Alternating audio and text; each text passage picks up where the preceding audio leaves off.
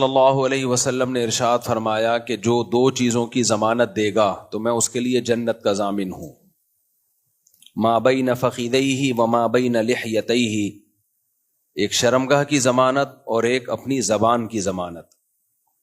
آپ کہہ سکتے ہیں خطبے میں نے یہ حدیث تو پڑھی نہیں ہے اور یہ والی آیت تو پڑھی نہیں ہے، بیان اس حدیث سے شروع کر دیا۔ خطبے میں نے جو آیتیں پڑھی ہیں ان کا چونکہ اس حدیث سے بھی بڑا گہرا تعلق ہے، تو اس لیے اس حدیث سے میں نے بیان کو شروع کیا۔ خطبے میں نے جو آیتیں پڑھی ہیں، اجتنبوا کثیرا من الظن، بدگمانی سے بچو۔ حضرت مولانا اشرف علی تھانوی رحمہ اللہ تعالی فرمایا کرتے تھے کہ پہلے بدگمانی پیدا ہوتی ہے، پھر بد زبانی پیدا ہوتی ہے۔ یہ بات حضرت مولانا اشرف علی تھانوی نے کہی تو اہل حدیث حضرات میں جو متشدد لوگ ہیں ان کے بارے میں کہی ہے، لیکن جنرلی ایک اصول ہے۔ وہ فرماتے تھے ہمارے ہاں جو اہل حدیث لوگ، سب نہیں، یہ پہلے حضرات فقہا اور ائمہ مجتہدین سے بدگمان ہوتے ہیں۔ ان کے سامنے ان کی دلیل نہیں آئی ہوتی یا آئی ہوتی ہے، ان کی نظر میں اپنی طرف سے ایک مطلب ہوتا ہے، تو یہ بدگمان ہوتے ہیں کہ ان کو آتا واتا کچھ بھی نہیں تھا، ہمیں آتا ہے۔ پہلے بڑے بڑے اسلاف سے، ائمہ سے بدگمان ہوتے ہیں، پھر بد زبانی، پھر ان کے خلاف بولنا شروع کرتے ہیں۔ ٹھیک ہے، سب ایسے نہیں ہوتے، لیکن یہ ہم سب میں ایک جنرلی ہم سب کی ایک بیماری ہے کہ کسی کے عمل کے بارے میں یہ سوچ لینا کہ اس کا یہ مطلب بھی ہو سکتا ہے، یہ مطلب بھی ہو سکتا ہے، یہ مطلب بھی ہو سکتا ہے، اچھے اس پہ لے کے جاؤ آپ کسی کی بات کو، لیکن یہ ہماری قومی بیماری ہے ہم سب کی۔ ہر چیز کا الٹا مطلب لینا، ہر چیز کا غلط مطلب لینا، پھر اس غلط مطلب کے بعد بدگمانی سمجھتے ہیں نا، اس کے بارے میں سمجھنا کہ یہ بندہ ہی ٹھیک نہیں ہے۔ پھر جب آپ کا کسی کے بارے میں یہ خیال ہو کہ بندہ ٹھیک نہیں ہے، تو پھر اس کے خلاف بھر بھر کے زبان درازی کرنا۔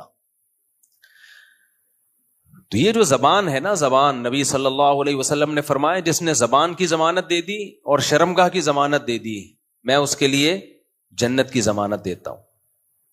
آج سوشل میڈیا کا دور ہے، ہم دیکھ رہے ہوتے ہیں کس قدر لوگ مقدس شخصیات کو بھی بھر بھر کے برا بلا کہہ رہے ہوتے ہیں، اتنا برا بلا کہہ رہے ہوتے ہیں، اتنی سخت غلیظ زبان استعمال کرتے ہیں۔ اور یہ ہمارا وہ بہت سے میں وہ سیکولر لبرل طبقہ ہوتا ہے جو صبح و شام اخلاقیات کی باتیں کر رہا ہوتا ہے۔ ایک مثال دیتا ہوں، میرے بیان کا یہ ٹاپک نہیں ہے لیکن صرف ایک مثال کے لیے۔ ابھی حضرت مفتی تقی عثمانی صاحب کی ملاقات ہوئی گورنر سے، کامران ٹیسوری صاحب سے۔ حضرت مفتی تقی صاحب نے کہہ دیا کہ یہ رات کو ان کا جو عمل ہے ایسے جیسے حضرت عمر راتوں کو رعایا کی خیال کیا کرتے تھے، انہوں نے اس سنت کو زندہ کیا ہے۔ اس پہ جو لوگوں کی طرف سے برا بھلا کہا گیا ہے، کسی کے بڑھاپے کو نہیں دیکھ رہے، اس کی سفید داڑھی کو نہیں دیکھ رہے، اس کے علم کو نہیں دیکھ رہے، لفافہ خور مولوی اور کیا کیا الفاظ جو زبان سے ادا کرنا بھی مشکل۔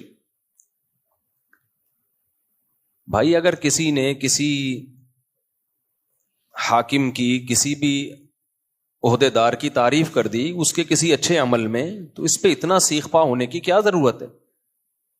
چوروں کی تعریف کی ہے، ڈاکوؤں کی تعریف کی ہے، آپ کی نظر میں چور ہوگا بھائی، ان کی نظر میں نہیں ہے۔ کہتے ہیں ماضی اٹھا کے دیکھو، کیوں ماضی کسی کا دیکھیں بھائی؟ ہمیں ماضی دیکھنے کا حکم ہے، حال دیکھنے کا حکم ہے۔ ماضی تو عمران خان کا بھی کوئی اچھا نہیں تھا، لیکن جب عمران خان کے ماضی کی کوئی بات کرتا تھا ہم کیا کہتے تھے؟ ماضی میں نہیں، کیا دیکھو؟ حال دیکھو۔ تو اب آپ حال کیوں نہیں دیکھ رہے؟ تو پوری قوم ایک عجیب دماغی مریض بنی ہوئی ہے۔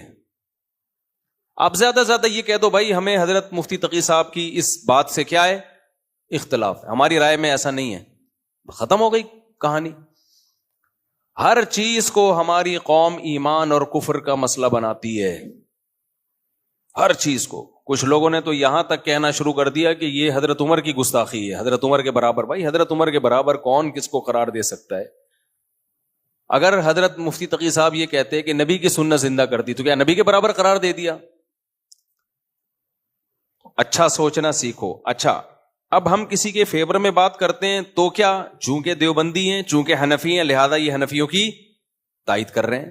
مفتی تقی صاحب عالم اسلام کے اسکالر ہیں، اور جتنے بھی عالم اسلام کے دنیا میں اسکالر آئے ہیں، کوئی حنفی تھا، کوئی شافی تھا، کوئی مالکی تھا، کوئی حنبلی تھا. یہ تو پانچویں چیز اب مارکیٹ میں آئی ہے. اس کے علاوہ پہلے ابن حجر تو شافی ہیں، تو آپ کیوں علامہ ابن حجر کی تحقیقات سے استفادہ کرتے ہو؟ آپ بولو ہم نہیں مانیں گے ابن حجر کو، کیونکہ وہ کیا تھے؟ شافی تھے. آپ بولو ہم نہیں مانیں گے علامہ نووی کی تحقیقات کو، ان کی صحیح مسلم کی شرح نہیں پڑھیں گے، کیونکہ وہ کیا تھے؟ شافی تھے. آپ بول ہم سعودیوں کے مفتیوں کے فتووں کو نہیں مانتے، کیونکہ وہ کیا ہیں؟ حنبلی ہیں. یہ تو پاکستان میں ایک چیز پیدا ہو گئی ہے کہ جو فقہ کے مدون مکاتب ہیں، جن پہ پوری امت کا اجماع ہے کہ یہ ٹھیک ہے، کسی ایک کو بھی فالو کرو، آپ ان سے ہٹ گئے ہو. میں دیکھتا ہوں جب میں کوئی علمی بات کرتا ہوں، ابے بھائی یہ تو دیوبندی ہے، یہ تو حنفی ہے. آپ دلائل سے جب جواب نہیں دیتے، باطل کی عادت ہوتی ہے دلیل کا جواب دلیل سے نہیں دے گا، ہمیشہ کس پہ آتا ہے؟ وہ ذاتیات پہ آ جاتا ہے. یہ میرا ٹاپک نہیں ہے، کہیں اور کو میں جا رہا ہوں، لیکن بہرحال ابھی واپس آ رہا ہوں. میں بدگمانی، ابھی ساحل ادیم صاحب کی میں نے بات ریکارڈ کروائی تھی نا کہ ملک میں بغاوت کی باتیں مت کرو بھائی، یہ خلافت نہیں آئے گی، ملک کے ٹکڑے ٹکڑے ہو جائیں گے. اور جو آپ نے حدیث پیش کی ہے، آپ حدیث کا مطلب غلط بیان کر رہے ہو. تو ساحل ادیم صاحب کا جواب کیا آیا ہے؟ حنفی مفتی، حنفی. اب دیکھو یہ غیر اخلاقی حرکت ہوئی کہ نہیں ہوئی؟ اس سے پہلے تو آپ نے کبھی نہیں کہا حنفی مفتی. اب آپ پبلک کو بیوقوف بنانے کے لیے حنفیت کا لفظ میرے ساتھ لگا رہے ہو، یہ شو کرنے کے لیے کہ یہ اسلام کی بات نہیں کر رہا، یہ کس کی بات کر رہے ہیں؟ حنفیت کی. اس سے انسان کا پھر امیج خراب ہوتا ہے کہ آپ علمی بات کا جواب علمی انداز میں دو. اور دیوبندی تو ہم اپنے نام کے ساتھ ویسے ہی نہیں لگاتے، ہمارے اکابر لگاتے ہی نہیں ہیں. جنہوں نے لگایا تو وہ ان کا ذاتی عمل ہے. دیوبندی تو کوئی مسلک تھوڑی ہے، اصل میں تو مکاتب فکر جو اہل سنت والجماعت کے ہیں وہ کتنے ہیں؟ وہ 4 ہیں، حنفی، مالکی، شافی، حنبلی. دیوبندی تو ہندوستان میں بریلویوں سے فرق کرنے کے لیے ان کو کہا جانے لگا.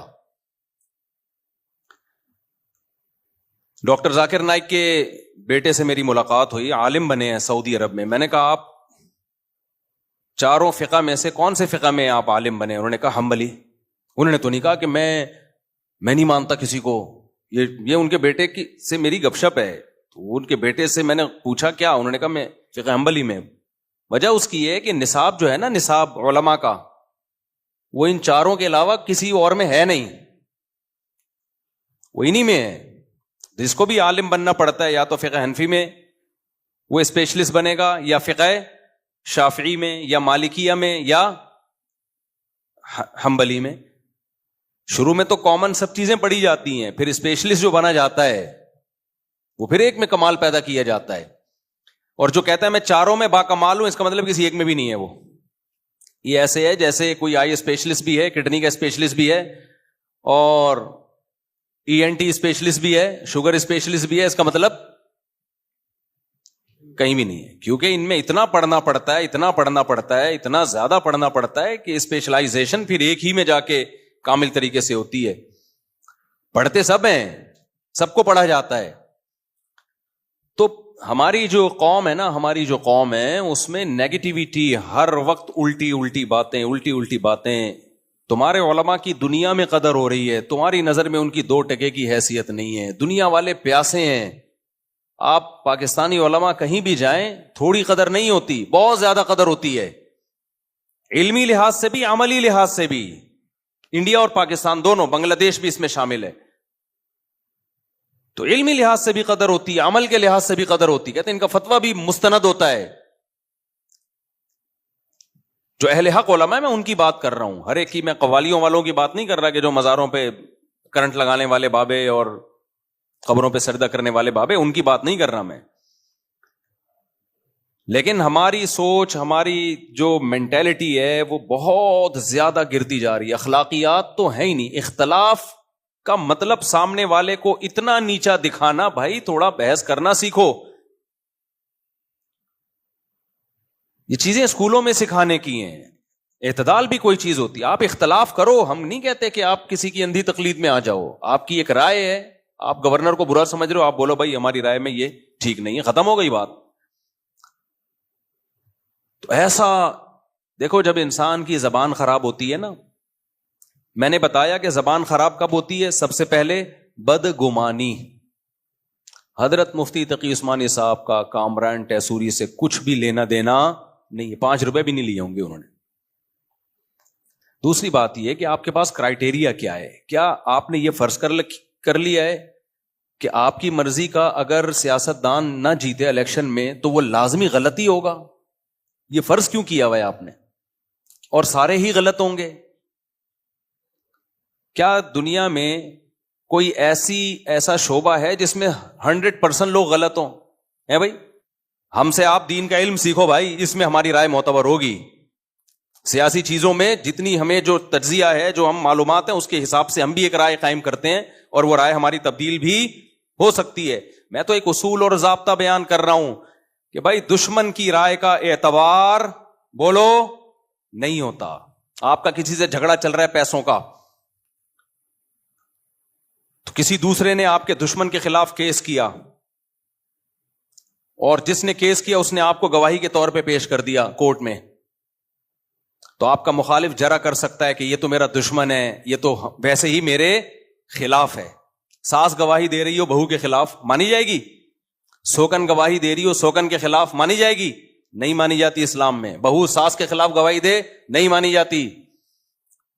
تو ہمارے ہاں مختلف قسم کے کرائیٹیریا ہم لوگوں نے بنا لیا. بھائی کچھ پازیٹیوٹی پیدا کرو خدا کے لیے، ڈپریشن سے نکلو، کچھ اچھا سوچنا شروع کرو، اچھا سوچنا شروع کرو، اور زبان کو لگام دو.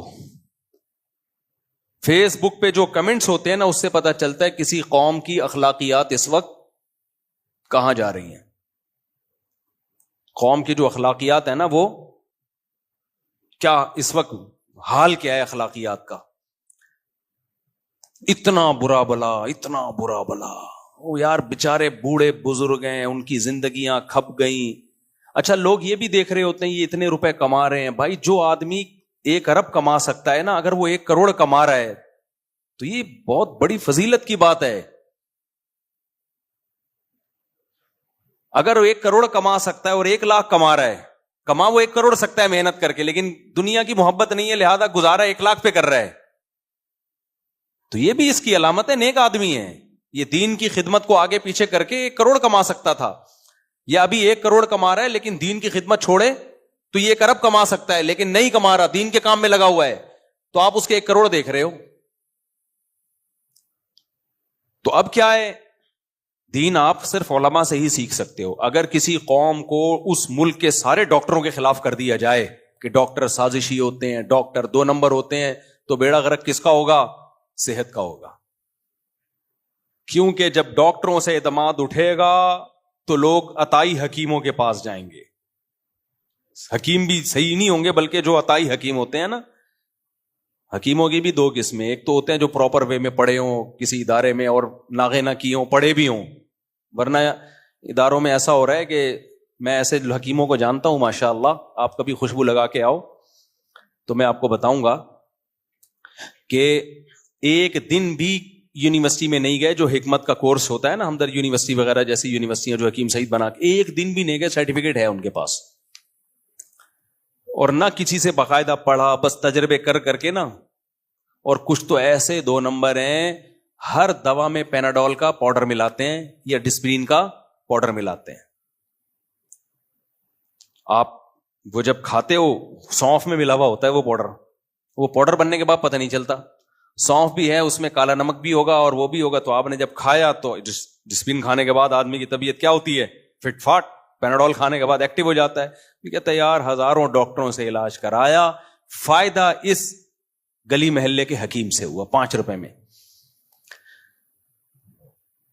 تو اگر آپ ریلائبل ڈاکٹروں کو کا یہ امیج دنیا کے سامنے لاؤ کہ یہ سب بکے ہوئے ہیں، سب 2 نمبر ہیں، سب بیوقوف بنا رہے ہیں، سب منجن بیچ رہے ہیں، تو ڈاکٹروں کا منجن کے بجائے پھر جاہلوں کا منجن بکے گا کہ نہیں بکے گا؟ بولتے کیوں نہیں؟